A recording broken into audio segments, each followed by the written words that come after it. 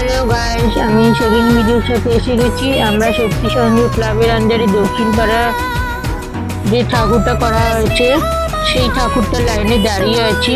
এবারে খুবই সুন্দর প্যান্ডেল করেছে এরা। এটা রাজস্থানের শীষ মহল করেছে। এবারে খুবই সুন্দর হয়েছে, আমাদের খুবই ভালো লেগেছে। অল্প অল্প করে ক্রাউড ছাড়া হচ্ছে, ভাবলেই খারাপ লাগছে। কালকে বিজয়া দশমী, ঠাকুর পুজো শেষ, দুর্গা পুজো শেষ, এবার 6 তারিখে লক্ষ্মী পুজো, তারপরে 18 তারিখ থেকে ধনতেরাস, মানে হাতে আজকে 2 তারিখ পড়ে গেল, হাতে আর 15